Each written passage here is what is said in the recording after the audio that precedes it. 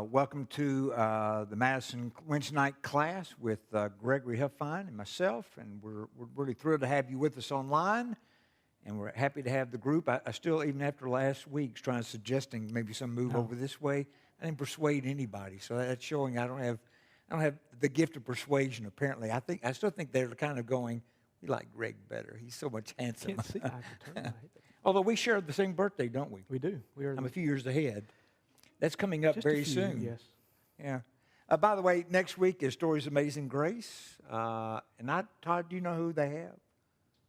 Right off the top of my head, no. Okay, Todd is probably going to be looking at that and letting us know in a little while who that is. I'm sure Larry's lined up somebody very interesting. And I think what will be online next week is the interview with John Mark Hicks, where he's dealing with the question of interpretation and looking at that question, and he always does a good job. I just finished his book. It's a great book. On Reaching pattern, the Pattern, yeah. yeah. Pattern, yeah. So we're working with the story of Joseph. We spent a few weeks just on the background, kind of leading up to the story, and Joseph is now in Egypt. He's been a slave. He's been a prisoner. And last week we saw that he was finally exalted in the house of Pharaoh. So he was in the house of Potiphar, the house of prison. Now he's in the house of Pharaoh and is the second most powerful man in Egypt. That's a pretty good promotion. Yeah. Yeah. And so we have got a lot to talk about tonight. We'll be looking at Genesis. I almost said the book of Joseph. Genesis chapter 42. That's what we're going to be looking at. And one of the things I want to do is just when I was reading a sermon by Timothy Keller on this passage, he referred to a verse or a passage in Hebrews chapter 12. And I suggested to Gregory that might use this a bit as a frame tonight for what's going on, because we see that Joseph has been through some hard things for over 13 years now. It's been really over 20 years now since he had been sold by his brothers as a slave. So he's been through some hard things, but as we get into the brothers showing up in Egypt, you're going to see that they're going to be going through some hard things. And so Gregory and I both have tried to emphasize from the very beginning the idea of God's providence and that God is working, and that part of what he's doing, he's working all things together for good and for his purpose. And it's a much larger purpose than just getting people fed, but that's obviously a part of that. But what I want to do tonight is to read from Hebrews chapter 12, beginning in verse 3. And it says, "Consider him who endured such opposition from sinners, so that you will not grow weary and lose heart." So the issue is suffering. And what the writer of Hebrews is asking you to do is, when you think about a good person suffering or a person suffering, think about Jesus. Think about him who endured. He says, "And in your struggle against sin, you have not yet resisted to the point of shedding your blood. And have you completely forgotten this word of encouragement that addresses you as a father addresses his son? It says, 'My son, do not make light of the Lord's discipline, and do not lose heart when he rebukes you, because the Lord disciplines the one he loves, and he chastens every one he accepts as his son. Endure hardship as discipline. God is treating you as his children, for what children are not disciplined by their father? If you are not disciplined, and everyone undergoes discipline, then you're not legitimate, not true sons and daughters at all. Moreover, we have all had human fathers who disciplined us, and we respected them for it. How much more should we submit to the Father of the spirits and live?' And it says, they disciplined us for a little while as they thought best, but God disciplines us for our good in order that we may share in his holiness. No discipline seems pleasant at the time, but painful. Later on, however, it produces a harvest of righteousness and peace for those who have been trained in it. Therefore, strengthen your feeble arms and weak knees. Make level paths for your feet, so that the lame may not be disabled, but rather healed." And one of the points that Keller's making in this sermon is that Joseph and his brothers did not have a very mature father. Jacob's style of fathering was not very helpful. You've seen how he favors a son. You'll see that operating the story tonight. How their other sons who felt rejected, felt not important in their father's eyes. There's all this stuff going on. A lot of times, Jacob, even though he is in control of the family on one level, he's not really leading the family in a way that as a father you would think. And so one of the things that Keller talks about is if God were not working in these situations of suffering that Joseph endured to prepare him, suffering that the brothers are going through to prepare them, God is doing that as a loving father because he wants them inside to be new men.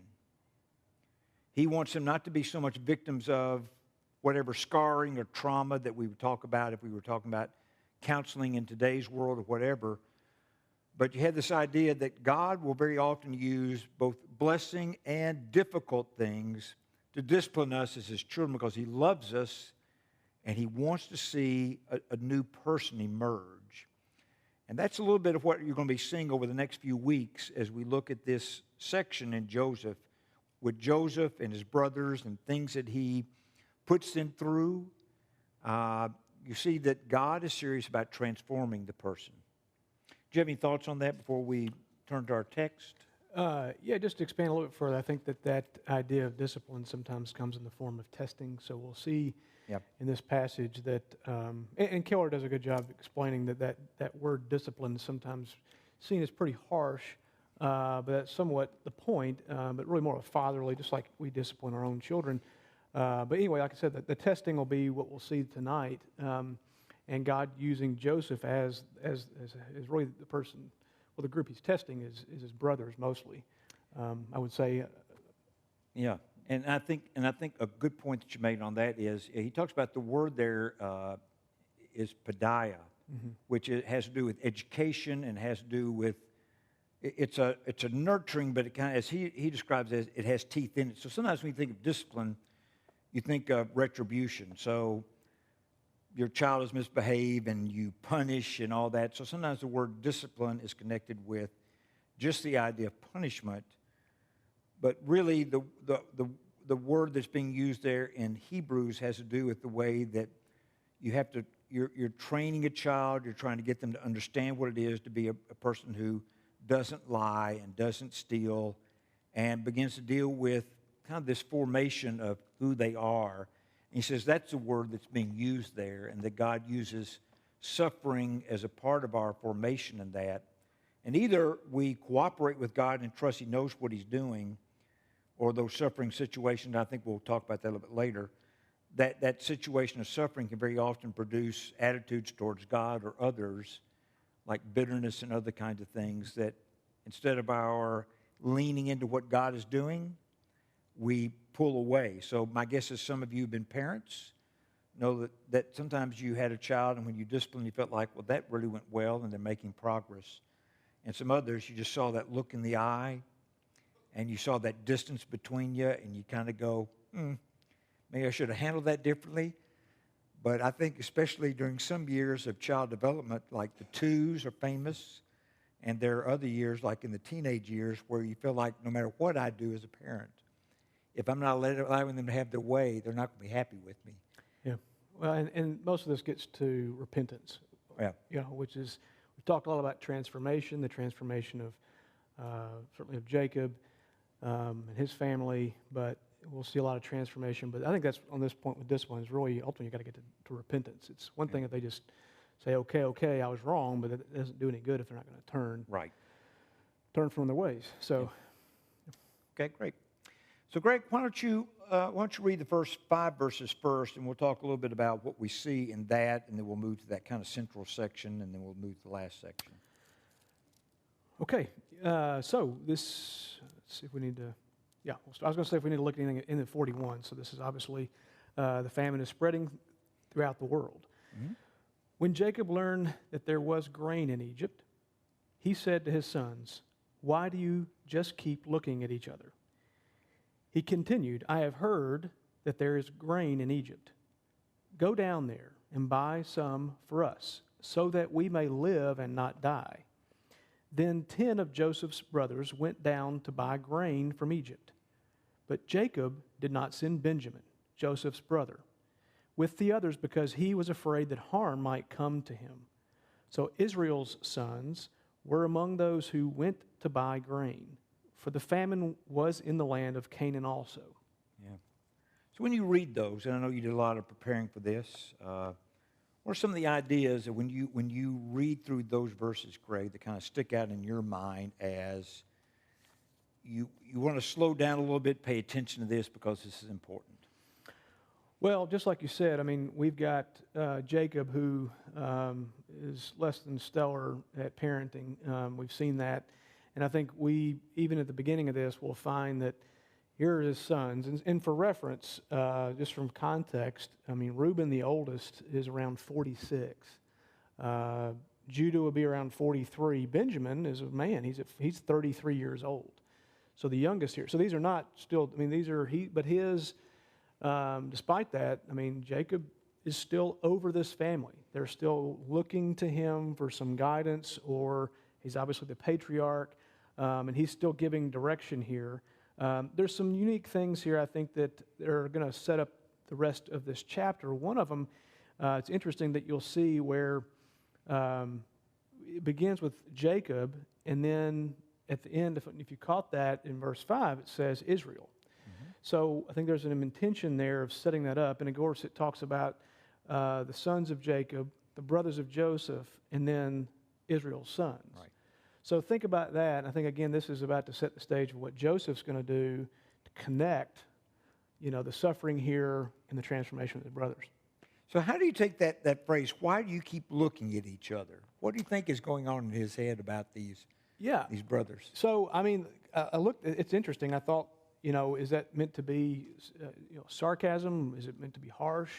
And the commentaries that I looked into basically say that it is. I think he's basically saying, quit dallying, quit sitting there, do something, is what he's saying. Yeah, because, I mean, the sense is, and that becomes clear as you move on, but we're going to, if somebody didn't do something, we're going to die. Right. And I kind of joked in some of our notes, I mean, really his sons are, I mean, I hate to say it, there's some really idiotic things that they do here throughout this chapter. It's very subtle. I don't know how else to say it, but I mean, and so I think you're picking up on something that I think Jacob's disappointed in his sons, so they won't leave home. I don't know if there's a connection there, but yeah.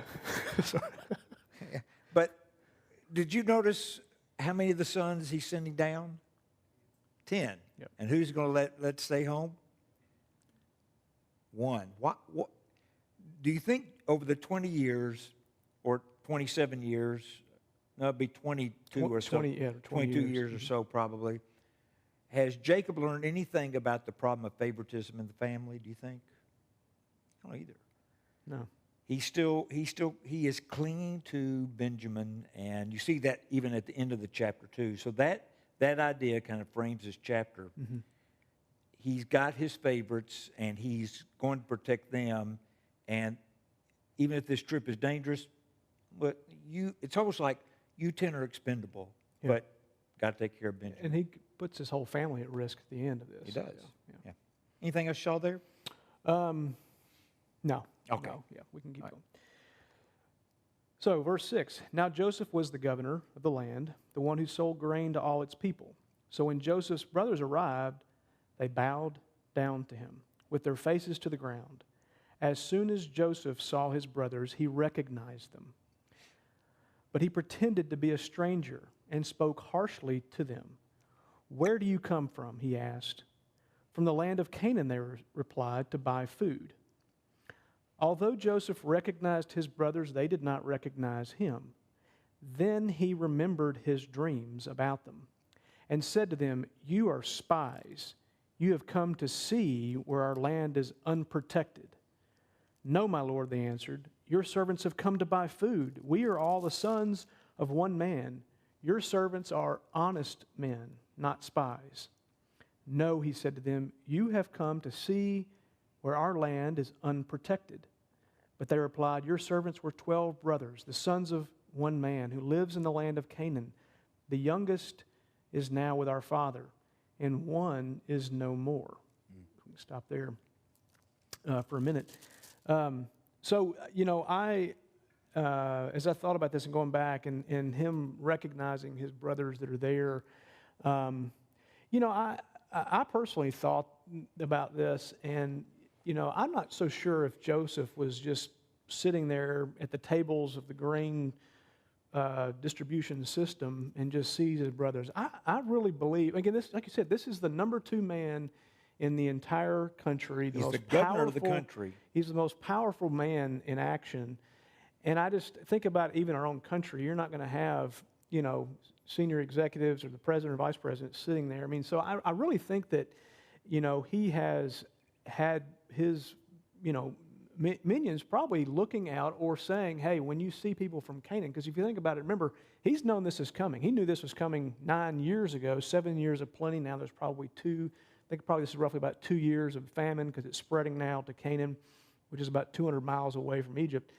And I believe that he foresaw this coming. I think he was planning this. We'll see a lot of wisdom, I think, in what we're about to do. So that's just me, Russ. I don't know if you feel that way, but I think this was not just, oh, there they are in an immediate reaction. I think he had known this might come.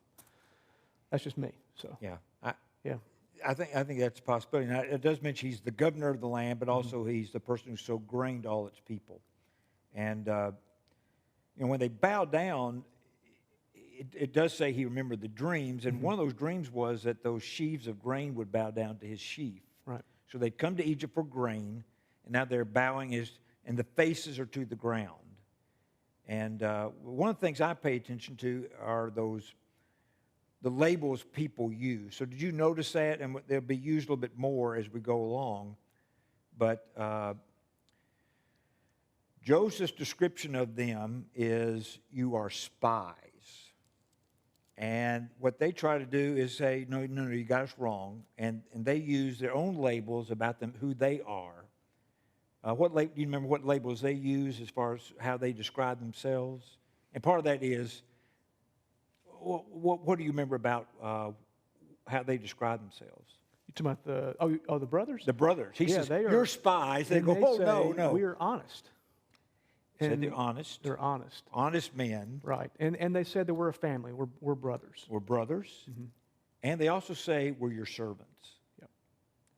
They use that phrase more than once. So we're the sons, but also this is part of where I think you were talking about where they're a little bit like idiots because they're giving a lot more information. They're just sharing information they probably shouldn't have. They've already let it known that there's one other brother that's not there. And they let them know, too, that in their minds, one brother is dead, which is kind of the irony of this situation.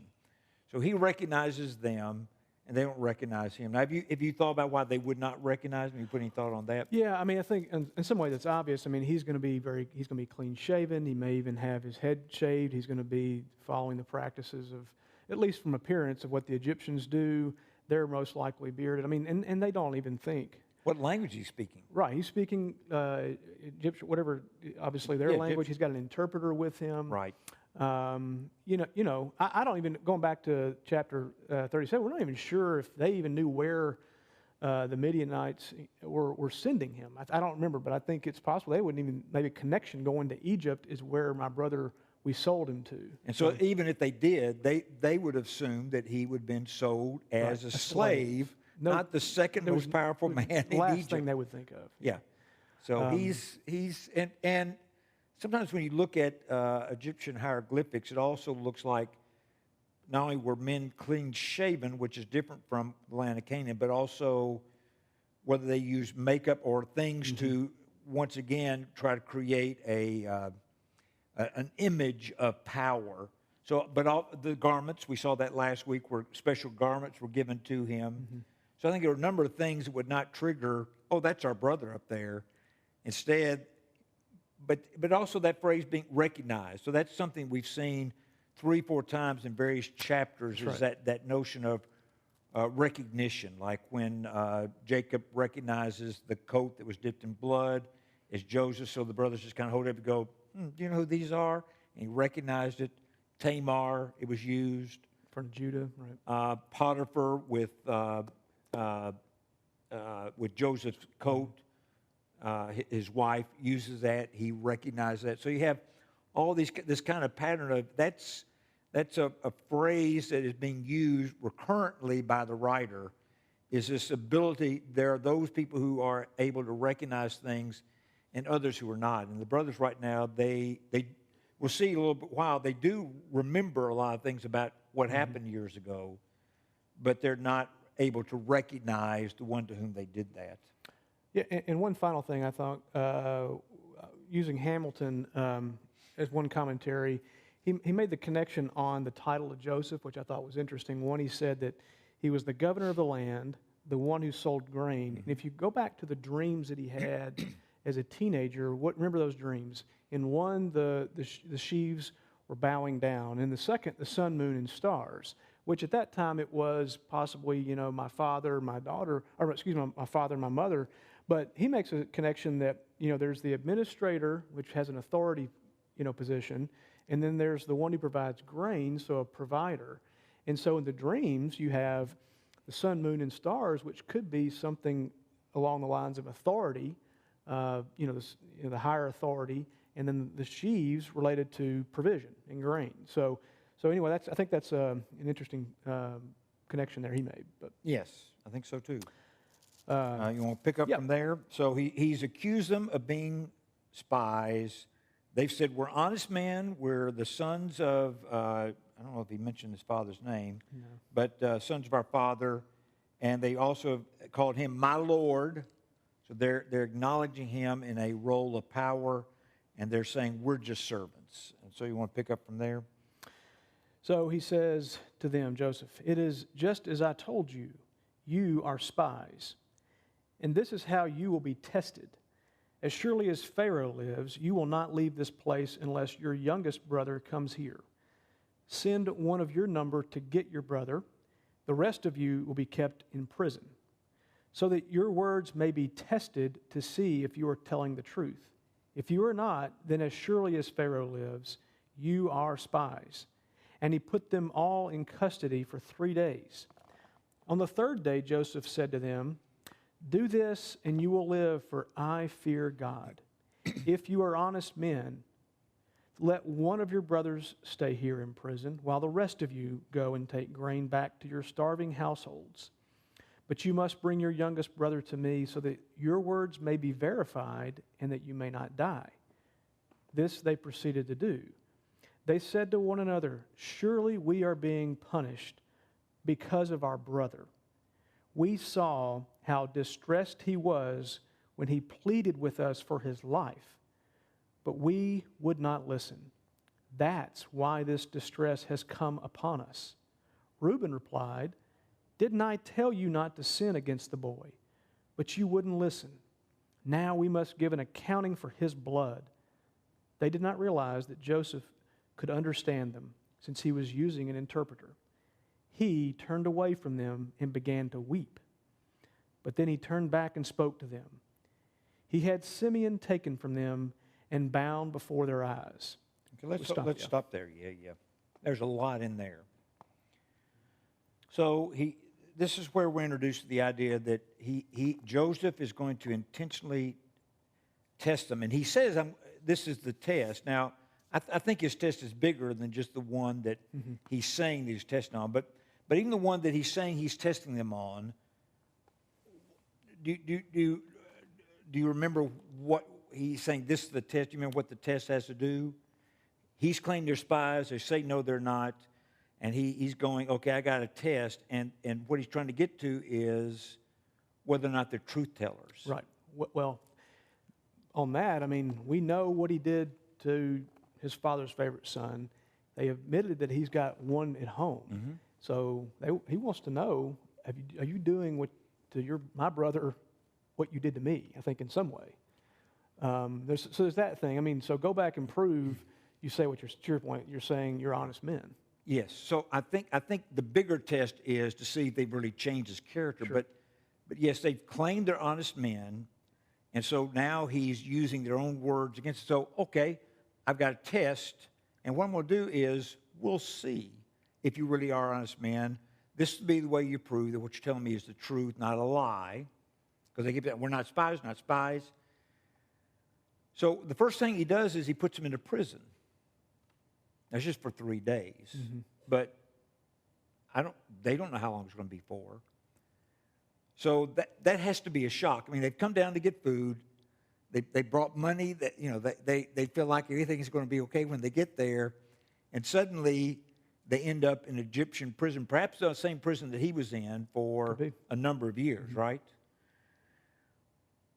So when you're watching all this go on with Joseph and the brothers, what do you think is going on in his head as far as this? There's a test at one level that's about their honesty, but there's also the bigger test is to see if their characters have changed, if their hearts have changed at all, and all that. So as you're kind of looking at the dynamics of that, what kind of thoughts go through your head about this? Yeah, I mean, you wonder, what is Joseph thinking? I mean, it appears that he's very harsh. He's, obviously puts him in prison, and we'll see other things that he does. It's going to, he has to know is going to bring, his father a lot of grief, potentially with Benjamin. So he's very harsh with them, but I think that back to this idea of a discipline, I think he is also setting up for reconciliation. I think he maybe even already knows. What was interesting last week, we didn't get into it much, but the fact that Joseph never went back home, the fact that he's been in the land for 7 years of plenty, and now, not one point did he make any attempt to go find out about his family. And so anyway, I think that, in my mind, I would see that, these feelings and emotions are coming back. So I imagine it's very frustrating, and I think these emotions are starting to well up. But with that, you see he weeps. And he sees, after he sees them, what they say about him. So let's look at that. So, they reply, and again, they don't know that he can understand what they're saying. Right. But this idea of them saying, our brother was in that cistern. And in 37, it doesn't say anything about this. In 37, when he's being thrown into the cistern, there's no mention of Joseph's reaction. Now we see there was. We see here, he was pleading with them. And they say that he was distressed. And it says, we saw the distress of his soul, as one version, when he besought us. And so we know this was just, again, probably so much now that they've just, one of those things you can't get rid of, or you can't, get out of your head what he was screaming at them to help. Yeah. And twice there in 2 verses, once it's them in general, and once it's Reuben making accusation about them as a group, but it's that phrase, would not listen. Mm-hmm. Have you ever been in a situation where you've got a group who they all are in agreement about an idea, and they're kind of really focused on that, they're in agreement about that, and you disagree with it, for example, and you try to persuade them. But sometimes if it's 5 or 6 people who all share the same opinion and you're the only dissenting voice, sometimes you just feel like you're moving your lips, that no matter what evidence you present, no matter how carefully you reason with, you're not going to be able to, because they're not really listening. They kind of doing what you're doing right now. They're shaking their heads, but that's not what they mean. They're not in agreement. They're just kind of getting ready to make their next punch on why you're the one who's wrong. Mm-hmm. So there was that stubbornness in their heart that they couldn't even listen to the brother pleading with them, let me out. Mm-hmm. Yeah. The other thing, too, is this line that Joseph says, going back up to verse 18, and he says, do this and you will live, for I fear God. Yeah. And, I didn't see a lot on that. For me, I think that's a pretty powerful statement. I have some thoughts on that, Russ. I want to hear what you think. But, that could be a couple of things. One, it could be a challenge to his brothers. Yep. I fear God. Who do you fear? You obviously didn't fear God years ago. Do you fear him now? I think on one side he could be saying, I fear God. It's another thing that he could be, basically saying in a humble statement, I fear God. I look to God. Look at all that I've been through and tested in. Right. In my test, I fear God. or it could just be an opportunity for him just to praise God. I mean, look, I mean, and to assert that he's serving God and trying to restore his family. I don't know what you think about that. If that's just, I mean, we talked last week about, you know, the use of the word God and Lord, and but I mean, this is just what the character's saying, not necessarily what the narrator's saying. But what do you think about that? Yeah, I think he, not only does he say, as surely as Pharaoh lives, a couple of times in the name of Pharaoh, so he's appealing to the power, the earthly power that's higher than him, but he's also letting him know that he has some idea of there being a God. And so far as I know, none of the brothers have indicated anything in their discussion about what's going on in their lives, whatever. They don't mention God. So there he is in this role who's doing it.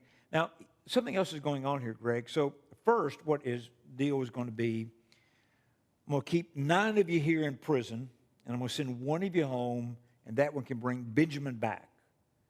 And then after 3 days, he brings them all out and says, well, you know, because I fear God, this is what I'm going to do instead. I'm going to send 9 of you home, and 1 of you will remain behind in prison. But to get him out, you've got to bring this younger brother. So what do you think is going on with him and that, or maybe a number of things going on between why he changed his mind between sending just 1 home and sending 9 home? What do you think may be going on with that?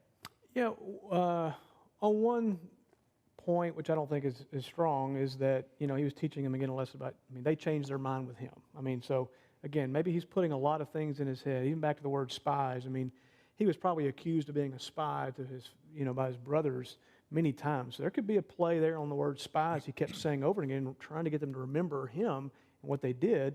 Possibly here, they changed their mind. He's changing his mind. I think that one thing which is, again, Hamilton, I think, said this, was I think there's compassion there. He knows his family is suffering. It's a famine. And if he sends only 1 back with grain, he won't have enough to feed his family. So I think sending 9 back is an act of compassion that Joseph has, so that he can get, you know, food back to his family. Yeah. And obviously still to punish at least 1 of them, or as a sign. Well, it may also have something to do with, for Jacob, if only 1 came back. I mean, his father's in his 100 and something. Probably 130. Yeah, so he may have some concern about the impact of that if he just sent. But I wonder, too, so you see that the 10 were willing to sell the 1 because they view the 1. So I'm wondering if there's also not something going on there with this idea of, will you come back for 1 brother? Right. Are you serious enough about what we're doing?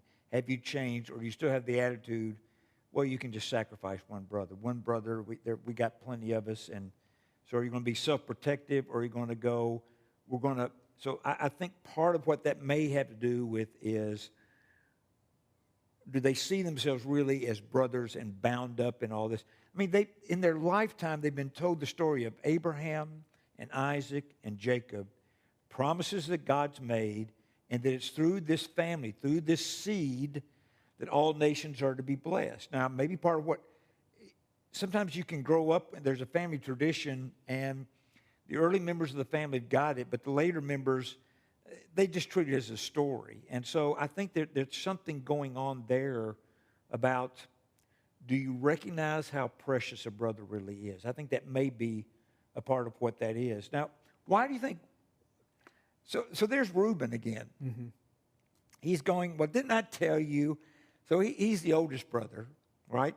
And so when Joseph says, 1 of you is going to stay behind, I remember one of the guys I was reading suggests that Reuben is trying to make sure that he's not the one guy they leave behind. Right. It wasn't. Nobody was standing out or saying, "Hey, let me do it." Or I mean, I don't think this is anything favorable on Reuben at all in this. What he's trying to say here. He doesn't look good in this chapter because they've got another thing coming up. But yes, also that idea that I don't think we've read it yet. So I guess it's in verse 24. Mm-hmm. We left off at 20. So let's pick up at 20. Yeah, and one last thing on Simeon. So there's some thought around why he chose Simeon. Okay. Could this be punishment? Either A, maybe Joseph did see and hear what, because he didn't know that Reuben, back when he was being sold, he didn't know that about Reuben, that Reuben tried to, save him or do something. So it's possible that Joseph was like, okay, he did something good, let's go with number 2. Also, remember, Simeon was the one who was involved in the tragedy with the sister Dinah and them killing the Shechemites. So again, could be that as well. It's Simeon and Levi, right? Yeah, who were the sons of Bilhah. Yeah. And Go ahead, finish. yeah. So anyway, so that we don't really know, but Simeon as the choice could be some sort of punishment or just the next oldest one. That made me think of something too. So one of the commentators back early in 42 was this: why do you keep looking at each other? And he talked about how Simeon and Levi were at one point frustrated with Jacob in that story about Dinah because he did nothing. His daughter had been raped. The next thing you know, he's negotiating her getting married, really doing nothing about it. And so he had these 2 sons who they decide we're going to do something about it. And so that one of the writers just talked about how that phrase up there early is kind of a little bit ironic, because Jacob himself at times has just been standing there kind of going, I don't know. So, but I also think the idea of Joseph weeping, and that will come up again, I think it shows that this idea of this test, he's not doing this just to be mean. He's not just doing it to get back. He's doing it because he cares about his brothers. He cares about his family. And as you mentioned, he didn't go back to his homeland. Actually named his son Manasseh, and when they give the explanation of that, is because God has made me forget all my trouble and all my father's household. Right. But when he sees them, he recognizes them and he remembers. So he's forgotten, but he's not completely forgotten. This is kind of it's a little bit like when we have Lord's Supper and we sit down and we're there together, and it's not that we've forgotten Jesus, but it's the sharing of the bread and the wine. We do that in remembrance of him. It's that these are things that kind of make vivid all that if we've been really not as mindful during the week, it's like, Jesus is back there somewhere, but not forefront. And so this remembering means it kind of brings all that up here. And so, like you said, he picks Simeon, and what he does do with Simeon is he binds him in front of them. That's right, yeah. Just like Joseph was pulled out of that pit when he was sold as a slave, and they gave money, they received money from the slave driver. So, and they watched Joseph being bound and taken away, and now they watch Simeon. So it's almost like what he's doing is he keeps kind of pressing in front of them things that might work with what already we've seen they're remembering now too. Mm-hmm. And they're remembering with guilt and shame. And so you have that scene, but Joseph is going to do some more things to kind of get their attention as they head home now. Yeah, so verse 25, Joseph gave orders to fill their bags with grain, to put each man's silver back in his sack, and to give them provisions for their journey. After this was done for them, they loaded their grain on their donkeys and left. At the place where they stopped for the night, one of them opened his sack to get feed for his donkey, and he saw his silver in the mouth of his sack. My silver has been returned, he said to his brothers. Here it is in my sack. Their hearts sank, and they turned to each other trembling and said, what is this that God has done to us? Yeah, what do you think about that? Again, this is, with this idea of giving the silver back, again, could be something that they paid silver for him. He's giving it back, another test to see what they're going to do with this newfound money, if that's another test. But again, this isn't, they certainly don't say, oh, look, we got money. They are trembling. Yeah, trembling. I mean, this is the words, whole body trembling, shaking. This is just, this says where they stopped for the night. So I'm not sure if I'm assuming that's the first night back. So this is all Got to feed the fresh. donkeys, yeah. And so you can only imagine what they're saying about what just happened, how is this, repeating about their brother Joseph. And so this is just then they point to God. And again, not sure if they're blaming God, but they're connecting their suffering and what's going on that God has done to us. What is it? Yeah, you almost get that sense of what is this that God has done to us? It's like, I think, to me, the sense of that is, why isn't God protecting us? Why isn't what has God done to us? This is getting worse. Now, do you think Joseph was wise enough and insightful enough to know that he put the money in the sack? Because part of me kind of goes, well, wonder if what he meant to do was to put the money back in the sack as an act of kindness. Mm-hmm. But the other possibility is that instead of being an act of kindness, it was a part of the setup. It was a part of the thinking that psychologically, if they would find that, they would know you could be easily accused of stealing. Yeah. Well, it's interesting what happens with the money, because as we'll see here in a second, it doesn't even appear they opened the rest of the sacks. They just opened up one. So it says, when they came to their father Jacob in the land of Canaan, they told him all that had happened to them. They said, the man who is Lord over the land spoke harshly to us and treated us as though we were spying on the land. But we said to him, we are honest men, we are not spies. We were 12 brothers, sons of one father. One is no more, and the youngest is now with our father in Canaan. Then the man who is Lord over the land said to us, this is how I will know whether you are honest men. Leave one of your brothers here with me, and take food for your starving households and go. But bring your youngest brother to me, so I will know you are not spies, but honest men.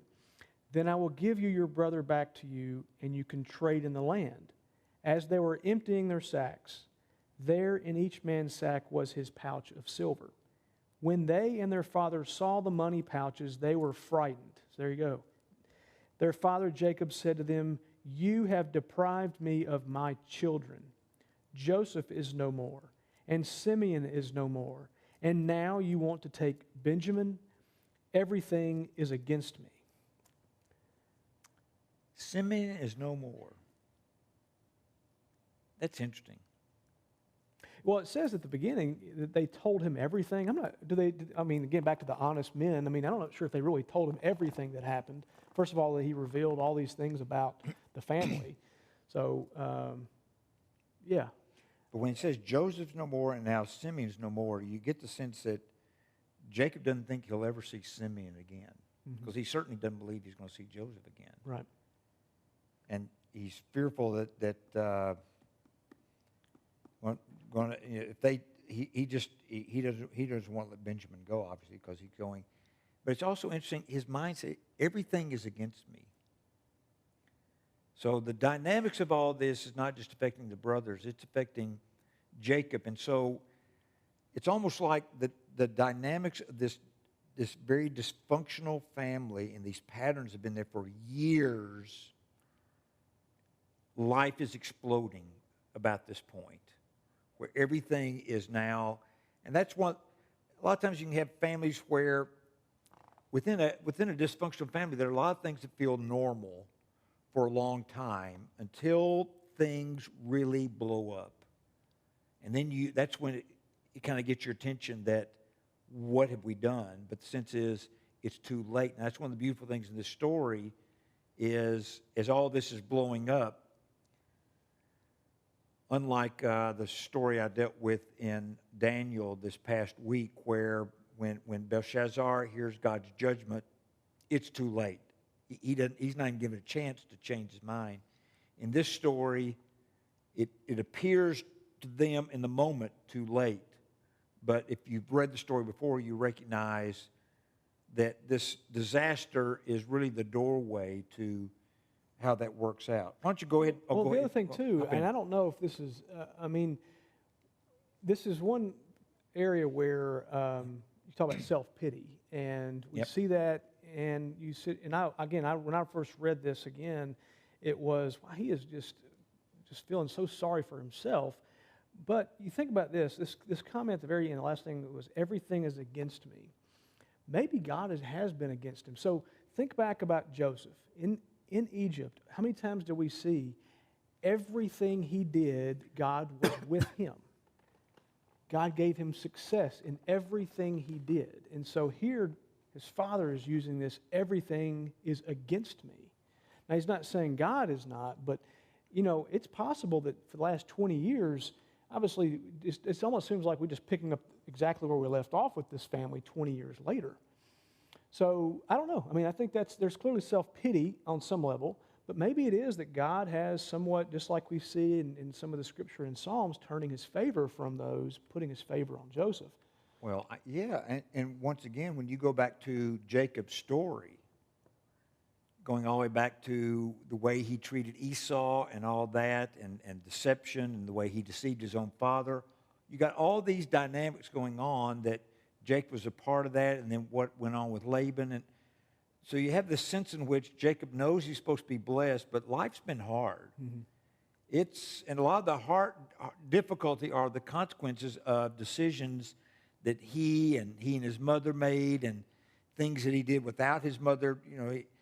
But once again, when I look at family dynamics like this, it seems that very often people who grow up in really damaged families, it's so easy to feel the victim and to blame others. Mm-hmm. And so when you look at a story like this, Greg, how do you make sense of that? I mean, it's almost like they're in the middle of this terrible thing that's lasted years, the way it all goes. I mean, he's been grieving ever since Joseph went missing. And has obviously not recovered at all from that. And I've never lost a child, so I don't know if 20 years later I would be any different or kind of still at the same place, or that always the wound. My guess is that there would be some of that or a mix of that. But you wonder. I think one of the things that has amazed me over the years in dealing with people in hospitals and in tragic situations, whatever, not everybody handles it the same way. And what amazes me is there are some people who deal with hardship and suffering and difficulty, and they have a sense of confidence that God is going to help them. Even though this is hard, this is difficult, God's going to be with them. I've watched people who have suffered terrible things and yet have forgiven people, not become people who are bitter, all that. You look at these brothers. It's obvious that they're still dealing with guilt and shame. Mm-hmm. 20 years of dealing with guilt and shame. I mean, that's a long time to be dealing with that. And all this is kind of bringing it there. Yeah, and again, he doesn't say much, Jacob, but what does he not say? He doesn't say anything about God. He doesn't say anything here. And I think that in these other kind of pivotal moments of this chapter and others, we see God, either being spoken of or about. Jacob doesn't.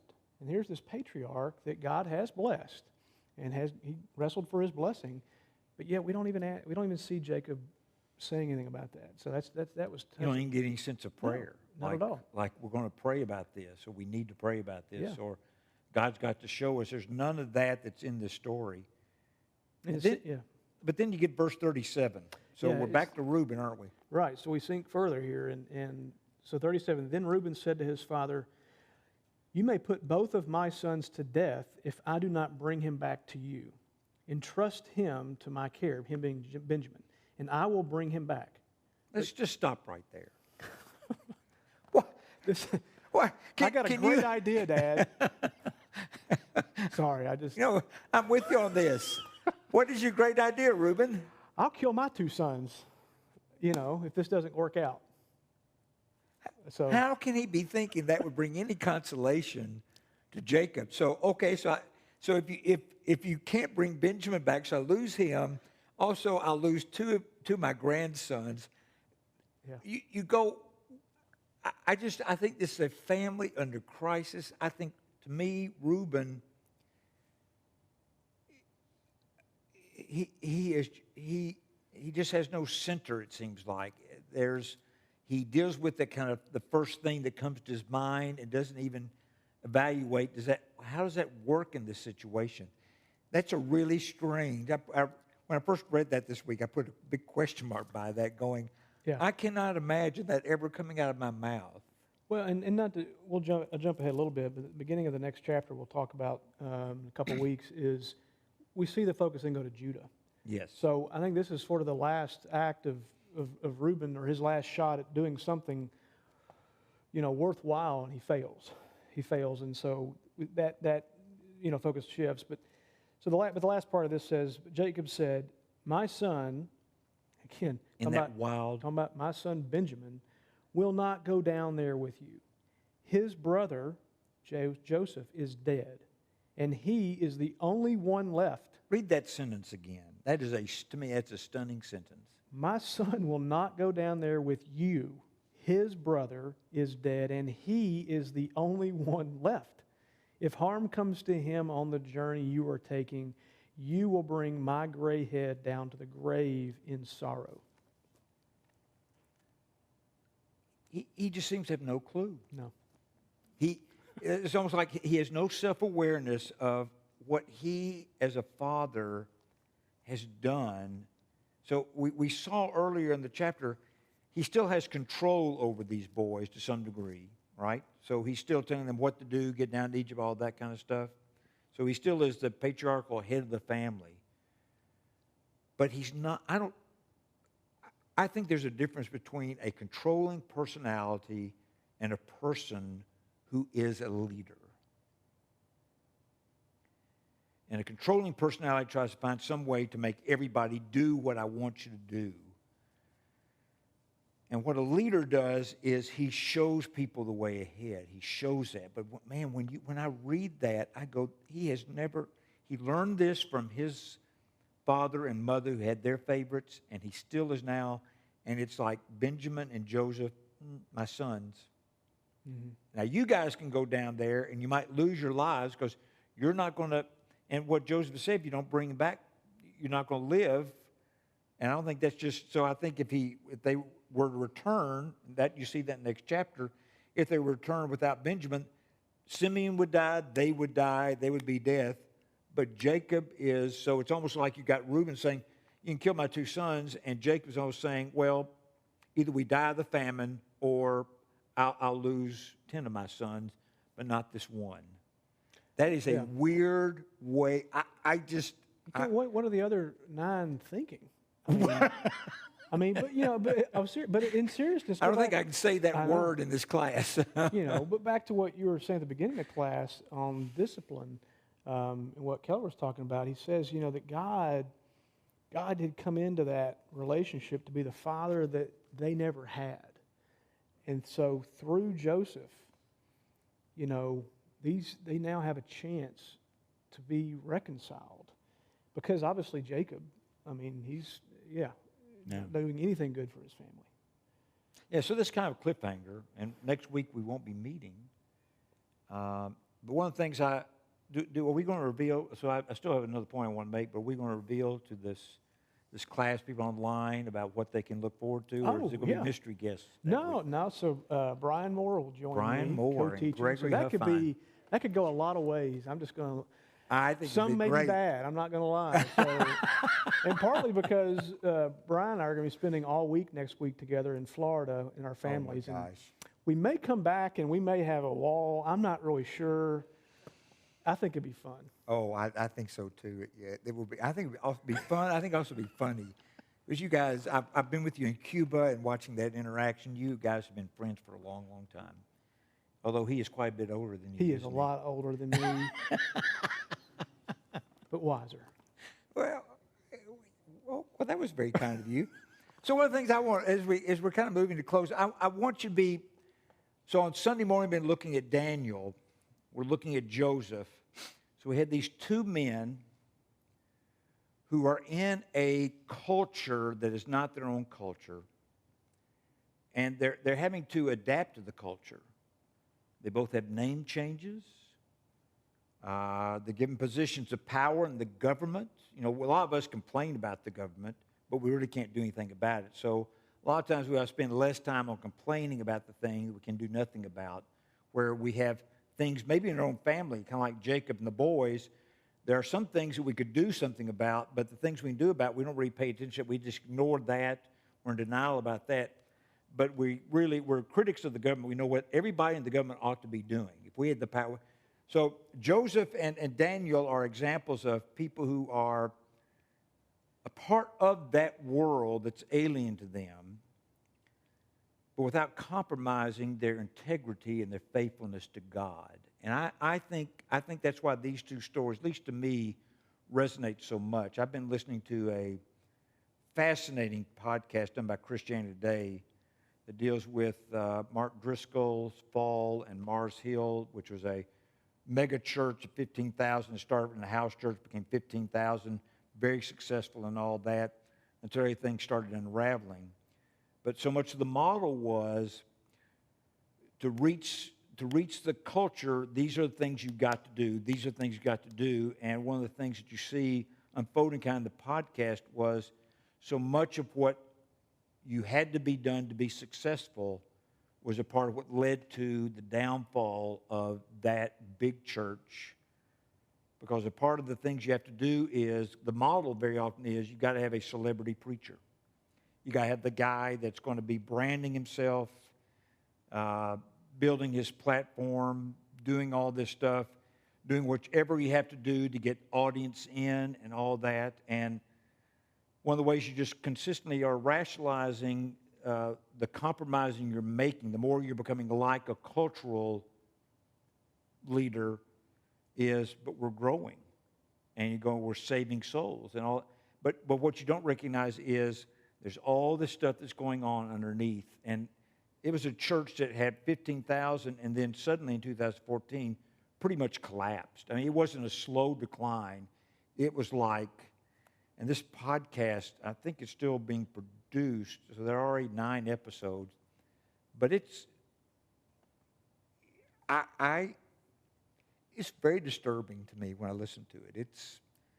But that's why I love Joseph and I love Daniel,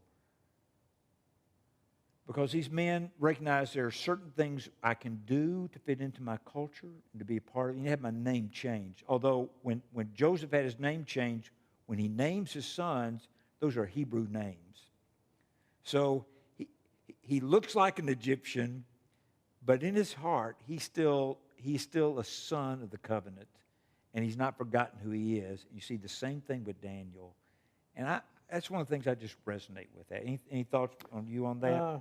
Yeah, you know what, just since we have them, I wanted to read from, we've talked about this, using this, but in Psalm 105, just because we have it, I'd like to just share this with you, maybe end on this, but in Psalm 105 is a great passage, and he's talking about suffering here and a lot of things, and he's going through a history, the psalmist, but in verse 15, it says, "Do not touch my anointed ones, do my prophets no harm. He called down famine on the land and destroyed all their supplies of food. And he sent a man before them, Joseph, sold as a slave. They bruised his feet with shackles. His neck was put in irons. Till what he foretold came to pass, till the word of the Lord proved him true." Also translated, tested him. Yeah. "The king sent and released him. The ruler of peoples set him free. He made him master of his household, ruler over all he possessed, to instruct his princes as he pleased and teach his elders wisdom." You know, that's just, I mean, even here, as I read that again today, I mean, he's, again, number one, has an opportunity to teach his brothers something they didn't have. But again, back to what you're talking about, being tested, you know, the word of the Lord proved him true. He hung on to the word of the Lord. His focus was on God, and that's all the strength he needed. And one of the points you made weeks ago that I appreciated, and I think that may have been some of Keller's influence on you, was this idea that when you see an Old Testament character like Joseph, he points the way to Jesus. So when you read that passage in Psalm 105, one passage I think of is Philippians 2, around verses 5 through 11, where it talks about Jesus for us humbling himself and becoming one of us, and humbling himself even to the point of death, even death on the cross. And then it's, therefore God exalted him in the highest place. So you see Joseph's treatment, being put in chains and all that. You find Jesus his being beaten, the crown of thorns, carrying the cross, all those. You see this mistreatment at the hands of people, but with the Joseph story and the Jesus story. So Joseph is the small story that points to Jesus, the big story. But what you see are these two men who are good men and men of integrity. Their suffering is for the world, because Joseph is opening the door for his entire family to change, to come to Egypt as the sons of Israel, and through them, the world to be blessed. And so, but it also talks about Joseph being brought out of prison and made powerful. And so, in that Philippians chapter 2, it talks about, therefore, he was exalted to the highest place and given the name above every name, that every tongue acknowledge and knee shall bow that Jesus Christ is Lord. These are not accidents. God is working constantly to tell us the significance of our life, but also to remind us that God is at work even in the hard things. And all of you who are here and those who are online, you've dealt with hard things. And when you're in the middle of the hard thing, it makes no sense. Jacob and his sons have no understanding of what God is doing right now, but he's at work. He's at work. And he's at work in your life, in our lives together. He's at work. Well, we've gone over. Todd has given me the... Do you know what Larry's thing is? Yes. It's Sheila Preston Fitzgerald. She apparently lost a foot in an accident, and she wrote a book called One Foot in Heaven. So that's might be kind of interesting. All right. So that is next week. So if you can join it, but if you're going to be joining online, that'll be the John Mark Hicks, and Gregory's already given it. He's read John Mark Hicks' book that John Mark was talking about. Greg said he really liked it. I've read it. It's good. But for those of us who can be here in the house, One Foot in Heaven. That's a curious topic. Greg, can you pray us out just briefly? Yes. Heavenly Father, thank you for being with us, always with us, God. And I just pray for me that you will forgive my sins, God, that you will forgive all of our sins. And we thank you, Father, for the reconciliation only through Christ. And we ask, God, that you will show us your sovereignty in our lives as you did in this story and throughout your word. Be with us the rest of this evening. Be with those here and those online and the rest of us this week. And may you please just use us, Father, to bring glory to your name and to be a light to those around us in all that we do. And it's through Christ we pray. Amen. Amen. Thanks, Gregory. Thank you, guys. Thanks for being online. See you Sunday.